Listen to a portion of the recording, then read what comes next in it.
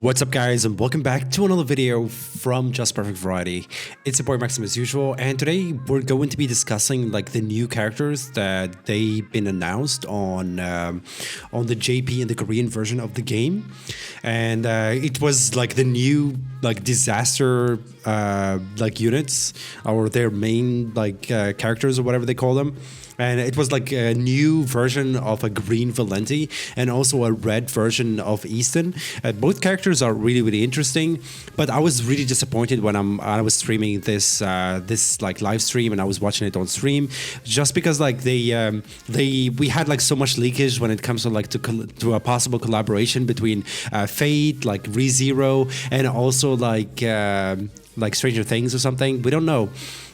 And we were like so excited for that, you know, and I was really overwhelmed, and I didn't realize how important these characters are going to be in the future, especially like for the JP version and the Korean version right now, especially with the one and Assault Meliodas just like going left and right, slapping like characters and dominating PvP.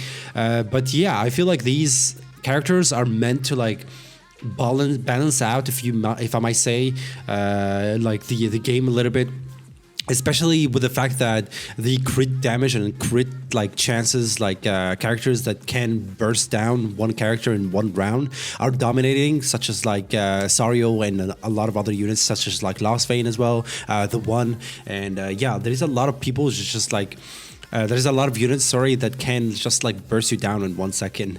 So yeah, this is like some sort of like their way to balance the game a little bit. So let's talk about the first unit, which is like Valenti. The new version of Valenti, basically passive, is increased crit damage depending on the unit crit resistance. This is really interesting.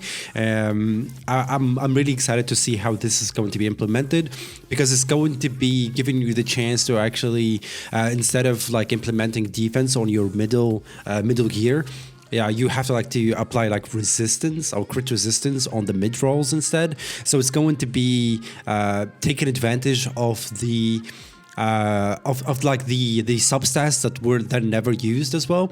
So that's really interesting to see. Her character, like her cards are really interesting as well, because they're going to be introducing like a new kind of like debuff, if I might say. So the first card is basically has like crit chance, the same one as the cleavage of Sario, which have like triple chance to actually crit. It's really interesting to see how they're going to be implementing this, and plus like it's have to be very dependent on how they on her like basic stats, if she has like a really high crit chance or not. So yeah, this one is gonna be interesting, especially if you have like crit resistance rolls, because you're going to be increasing your crit damage by like 50% depending on your substats or crit resistance thingy. So it's going to be interesting to see how much damage are you going to be anticipating from that, and it works really well with her passive.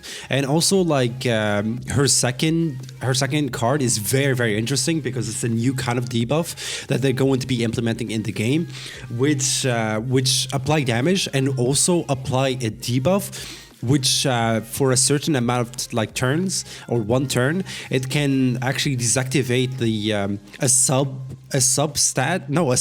effect on your skill.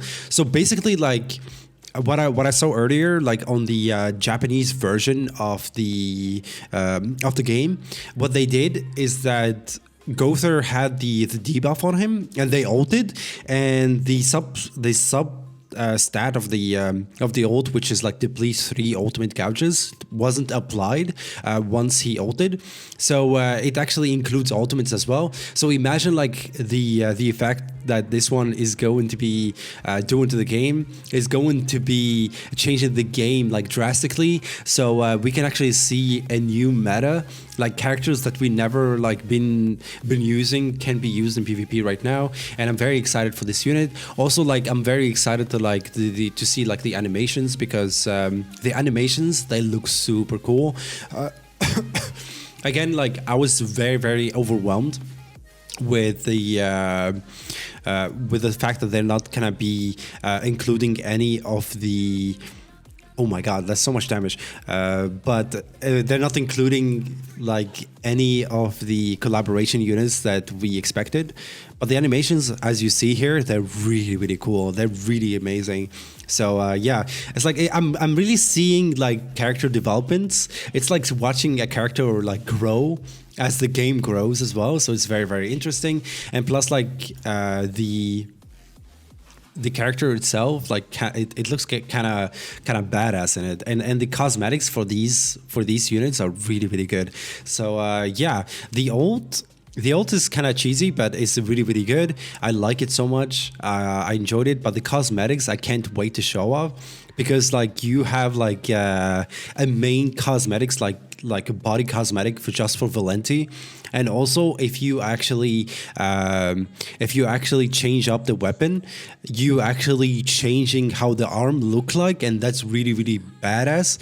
Because you can actually change up the entire character drastically. It's like you're using a whole different character, and that's really, really good, and I enjoy so much. Like, look how these characters look like. Oh my god, it's so good. It gives me like it's not a mobile game anymore. It gives me like a vibe of a full-fledged, full graphics kind of like a new game, and I really, really like it. And I'm really enjoying how they realize how strong the one is, and how strong like Assault Meliodas is, and the fact that they're releasing like characters that are meant to balance out the games.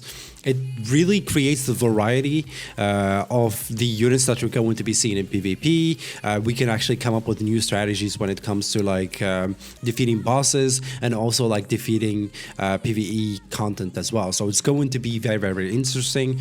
So I'm very like excited for this unit. And also like the second unit that we're going to be having is not like, I feel like Valenti actually like overshadowed this unit. But it's going to be Red Easton. It's the same Easton that we always have, because she has like basically the same ultimate. So if you have like any cosmetics for Easton, you can actually share them. It's not the same case with Valenti, but at the same time, like her passive is kind of like, I don't know, it's not that strong. I'm not sure, like I could be wrong.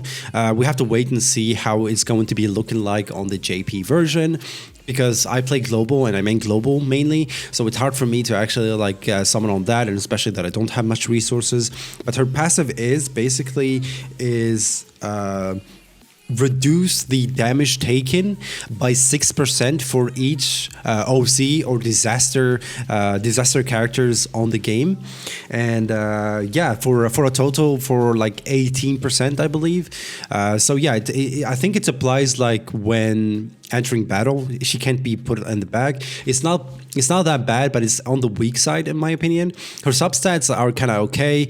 They're nothing special, but her second card is going to be interesting, because it can actually remove debuffs like the first one, and the second one, like the bronze and the golden card, is like actually decrease like the damage taken, or increase like the defense. Defense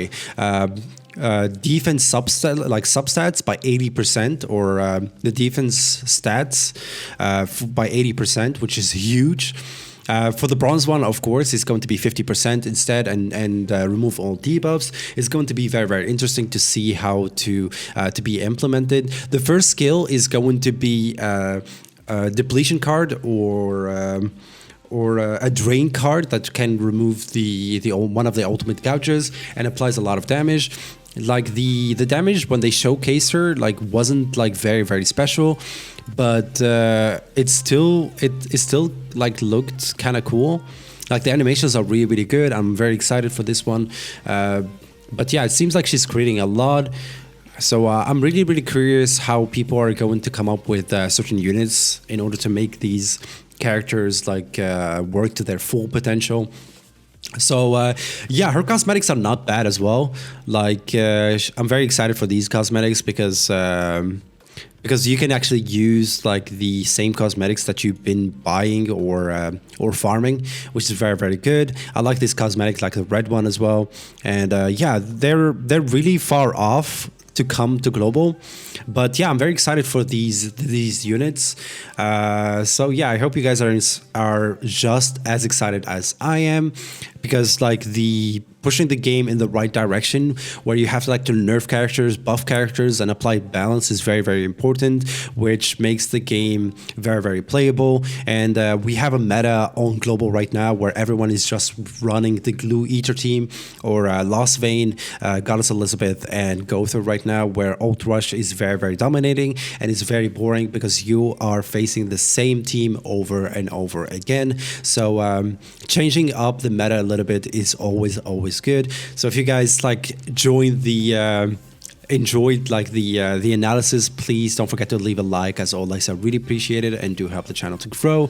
And also subscribe for new content every day about 7 Deadly Sins. It will really mean a lot to me. Join our Discord server if you haven't already, and catch you guys in the next one. Peace out.